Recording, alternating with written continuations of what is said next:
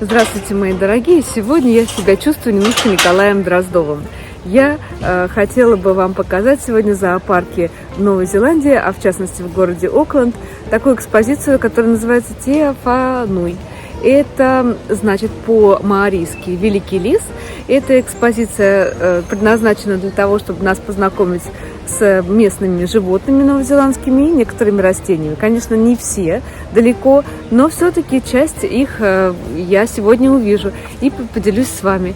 У меня заказан тур буквально через минут 5 и познакомлю вас со своим экскурсоводом. Для некоторых зоопарк в Новой Зеландии может быть немножечко разочарованием, потому что здесь больше думают о животных, а не о людях, и поэтому некоторые вольеры, некоторые клетки, сказать, это не клетки, это больше вольеры, и созданы условия основные такие для животного, практически близкие очень к его обитанию в природе. И, конечно, они могут затеряться, несмотря на то, что такие стеклянные эти ограды, вы все равно можете их не увидеть. Но я сняла для вас вот часть зоопарка, небольшую совершенно. Это посвящено животным из Азии. Здесь обезьяны, вот здесь там Валерий, сейчас я вам покажу их ближе. Так вот, видите, за стеклом у них огромная территория, там лес и в общем, и много места, где они могут проводить время. Но здесь они вот вышли, лежат на гамаках и показывают себя во всей красе. Им очень нравится, что на них смотрят посетители, фотографируют их. Поэтому, это не так часто можно увидеть, поэтому у них достаточно много места, где они могут уйти просто совершенно от глаз. Так, пойдемте вернемся к нашим новозеландским сейчас животным. Нас уже должна встречать экскурсовод. What is your name? Hi everyone, my name is Charlie. Welcome to Auckland Zoo. Чарли оказалась абсолютно замечательной девушкой, экскурсовод. Ее мама, кстати, маорийка, папа у нее англичанин. Вот такой интересный союз.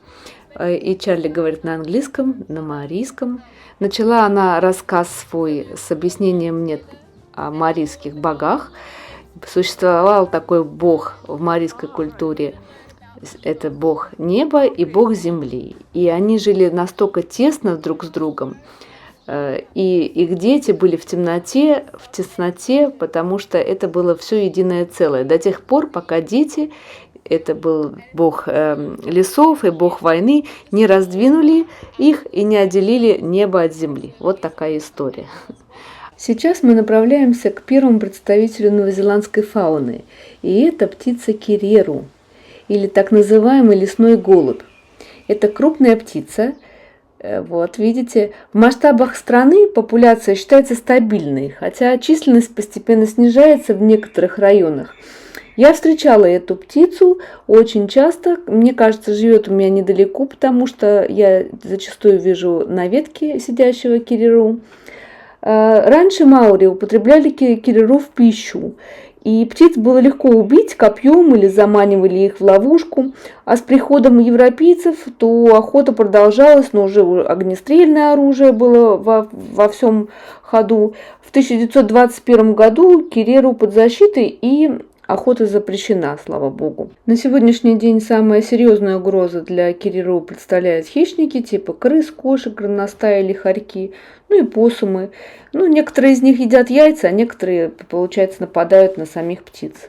Интересный факт хочу вам рассказать, что у киреру в зобе есть птичье молоко. Не то, которое мы вообще представляем, что такое, как конфеты. Нет, это такой секрет со стенки зоба со смесью плодовой мякоти. Они кормят своих птенчиков этим молоком. Едят они, кстати, плоды, почки, цветочки, семена.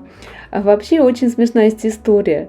Когда-то писали в газетах, если вы найдете пьяного киреру, который упал с дерева, с ветки, то в этом случае вот вам, пожалуйста, рекомендации, как сделать так, чтобы он протрезвел. Вот такая история. Дело в том, что когда киреру едят в летний период эти плоды, то плоды могут у них бродить, ферментироваться в зобе и тем самым вызывать алкогольное опьянение. А это крупный горный попугай под названием кеа. Одна из самых умных вообще птиц в мире. Умеет решать проблемы. Живет на южном острове Новой Зеландии. очень любопытная птица, игривая, хулиганистая. За счет своего высокого интеллекта вообще может открывать замки, молнии, ворует у людей телефоны, снимает щетки, стеклоочистители с автомобилей. Ну, в общем, очень такие они бандиты жуткие. С ними была следующая история. Чтобы пережить вообще зиму, на киа нужно набрать вес. И помимо их привычной еды, которая состоит из растений и насекомых, они могут также искать альтернативные источники еды. И вначале они были замечены, что они ели падаль, а потом они выучились клевать жирок с таких живых овец. В общем, они клевали и вызывали тем самым у овец проблемы с кожей, инфекции, и в дальнейшем, в общем, привело это к смерти. Но проблема была в следующем, что фермеры были очень недовольны, в общем, устроили охоту за головами и уничтожили 150 тысяч вот этих вот попугаев, что привело в 1986 году к тому, что практически это была птица под угрозой вообще исчезновения. Так что сейчас она под контролем, и сейчас популяция от 1000 до 5000. Ну ладно, пойдемте к другому попугаю. Следующий попугай, о котором я хочу поговорить, это кака. Это лесной попугай, он питается нектаром, цветами. И это попугай тоже, к сожалению, на грани уже исчезновения, в связи с тем, что в Новую Зеландию были представлены такие хищники, как горностаи. Посумы тоже для них являются такой угрозой в связи с тем, что они едят яйца этих птиц.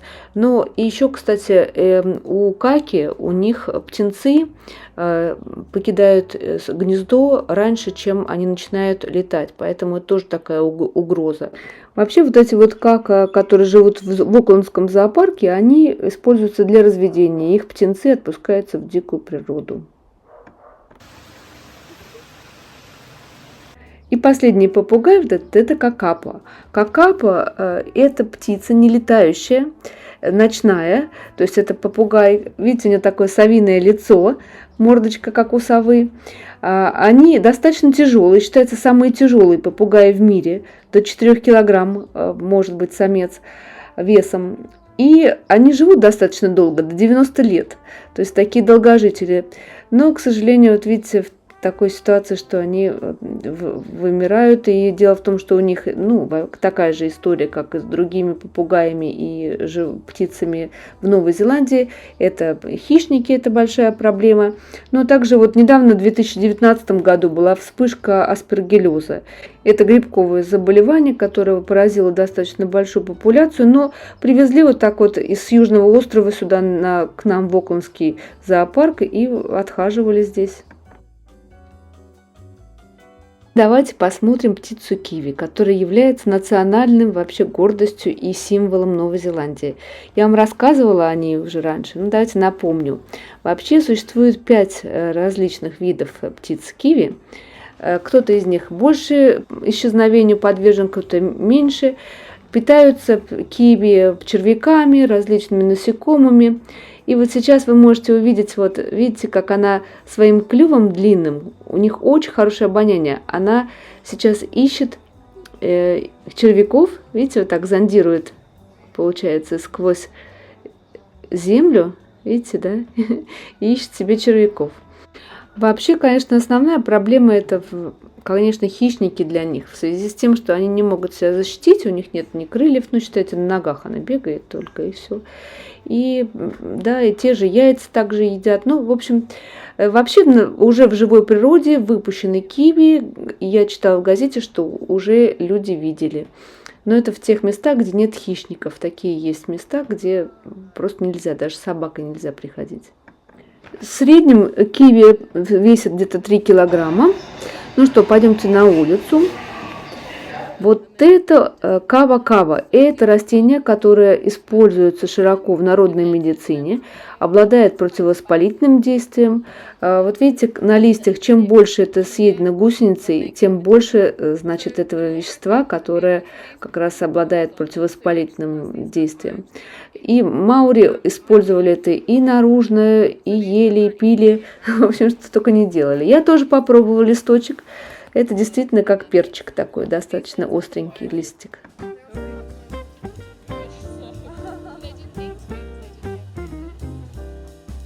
Добрались мы теперь до туатары. Это рептилия, которая встречается только в Новой Зеландии. И такая древняя, как динозавры.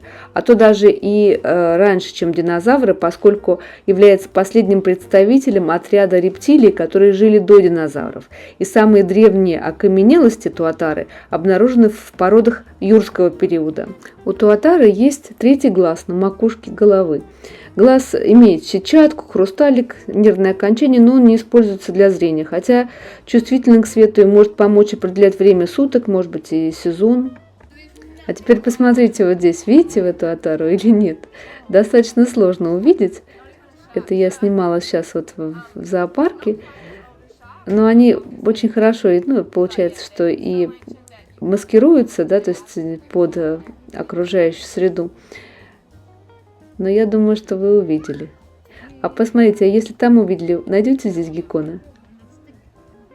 Самые внимательные. А здесь маленького зеленого геккона найдете? Ну, в общем, туатара интересная, конечно, рептилия. Если кому-то интересно, вот такая есть книга. Вот, и можно все прочитать. Посвящено только туатаре. Ну, пойдемте дальше. Следующая у нас это птица bellbird или коримако. Эту птицу Джеймс Кук сказал, что она звучит как колокольчик, когда поет. К сожалению, для нас она ничего не спела, но, видите, зато показалась. Я ее, кстати, в живой природе не видела никогда, но теперь буду побольше обращать внимание. Ну, вроде бы как они не так уж находятся под исчезновением, они распространены, но я ее не видела, если честно. Следующая птица называется тиеки. Вот так она нам спела.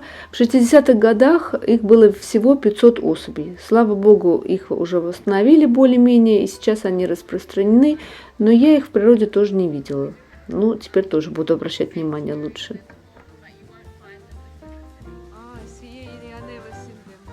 Пойдемте дальше. Следующая птица у нас такахи. Такахи – это крупная птица, которая не летает. Она была на грани вообще исчезновения, и ее даже потеряли вообще из виду до 1948 года. Думали, что она вымерла. Но в 1948 году снова ее нашли, и, слава богу, начали вовсю, скажем, поддерживать. Не путайте такахи, это слева, справа пукека. Пукеком летает, такахи не летает. Вот она. И она крупнее, чем пукека. И вообще это разные птицы совершенно. На сегодняшний день насчитывается около 500 птиц. 10 лет назад еще было 300. Ну, слава богу, теперь уже 500.